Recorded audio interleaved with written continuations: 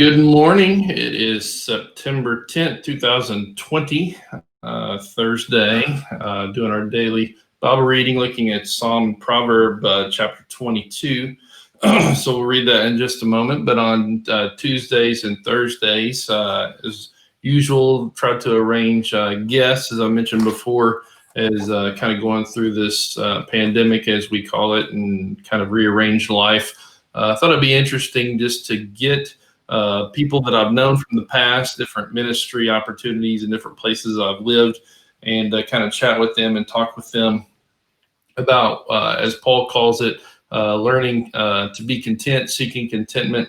Name of the series, just kind of interviewing people to find out the context of their life. I'll share a little bit of that more in a minute, and how some practical applications on how they are indeed seeking to be content in the world that we live in today. So hopefully you can glean some profit from that, some practical applications, biblical applications, and other things as we chat about that. So today, my friend from out west, Gallup, New Mexico, he is the minister at the Gallup Church of Christ. I'll bring in Jeff Foster. Let me hit the button here. And there he is. All right. Hey. Good morning. How are you? All right. How are things out west? Pretty good. Cool. Yeah, cool. Woke up to 42 degrees this morning. Oh, wow. That's a little different from here in Southeast Texas. But I imagine. We even had snow within 100 miles of us yesterday. So. Yeah. Well, let's go. We'll go ahead and read. I'll read Psalm 22, and then you can read Proverbs 22, and then we'll get into a little discussion about seeking contentment. So I'll go first. Psalm 22. My God, why have you forsaken me? Why are you so far from saving me, so far from my cries of anguish? My God, I cry out by day, but you do not answer, by night, but I find no rest. Yet you are enthroned as the Holy One. You are the one Israel praises. In you our ancestors put their trust. They trust, and you delivered them. To you they cried out and were saved. In you they trusted and were put to shame. But I am a worm and not a man, scorned by everyone, despised by the people. All who see me mock me. They hurl insults, shaking their heads. He trusts in the Lord, they say. Let the Lord rescue him. Let him deliver him, since he delights in him. Yet you brought me out of the womb. You made me trust in you, even at my mother's breast. From birth I was cast on you. From my mother's womb you have been my God. Do not be far from me, for trouble is near, and there is no one to help. Many bulls surround me, strong bulls of Bashan encircle me, roaring lions that tear their prey open their mouths wide against me. I am poured out like water, and all my bones are out of joint. My heart has turned to wax, it has melted within me. My mouth is dried up like a potsherd, and my tongue sticks to the roof of my mouth. You lay me in the dust of death. Dogs surround me, a pack of villains encircles me. They pierce my hands and my feet. All my bones are on display. People stare and gloat over me. They divide my clothes among them and cast lots for my garment. But you, Lord, do not be far from me. You are my strength. Come quickly to help me. Deliver me from the sword, my precious life from the power of the dogs.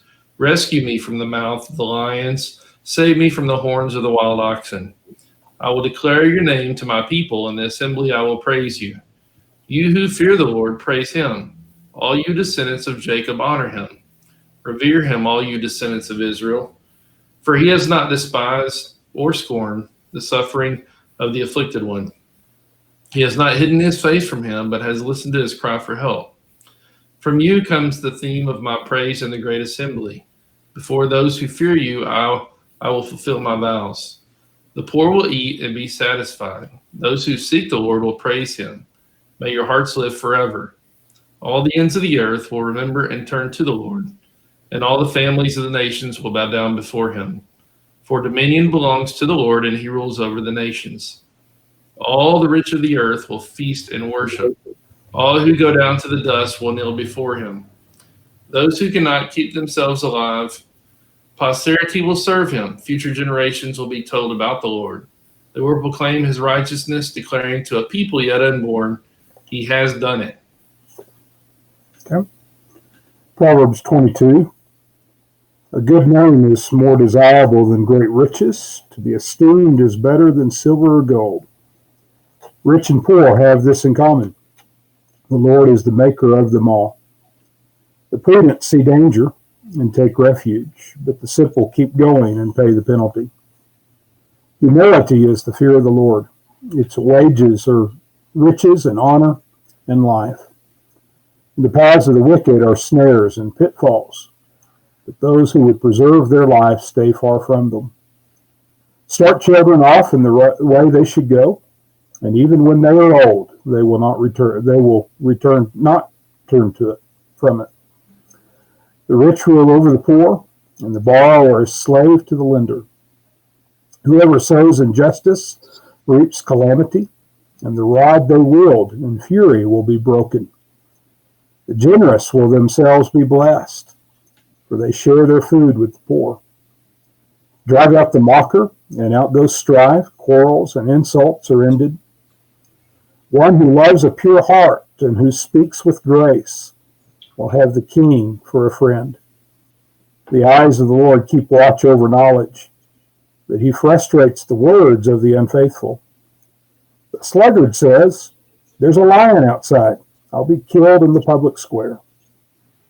The mouth of an adulterous woman is a deep pit. A man who is under the Lord's wrath falls into it. Folly is bound up in the heart of a child, but the rod of discipline will drive it far away.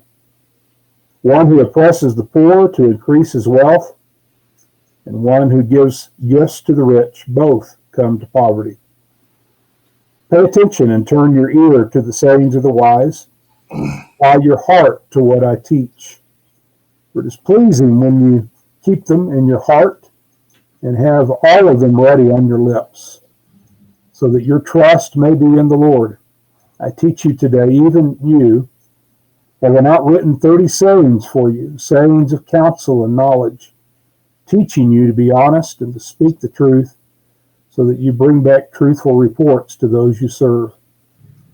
Do not exploit the poor, because they are poor, and do not crush the needy in court, for the Lord will take up their case and will exact life for life. Do not make friends with a hot-tempered person. Do not associate with one easily angered, or you may learn their ways and get yourself ensnared. Do not be one who shakes hands in pledge or puts up security for debts. If you lack the means to pay, for your very bed will be snatched from under you. Do not move an ancient boundary stone set up by your ancestors. And do you see someone skilled in the work? They will serve before kings. They will not serve before officials of low rank. All right, thank you. Hey, Jeff, do you have your headphones and microphone close? I can get to it. You got a little bit of a vibration with that microphone you have. We may try your headphones Okay. just to see what they sound like. Sure. I should have had it plugged in ready to go. I can hear and understand. It's got a little bit of a sounds like you're in not a barrel, but a right, fish bowl or something. Is it running on this? I can't hear you now.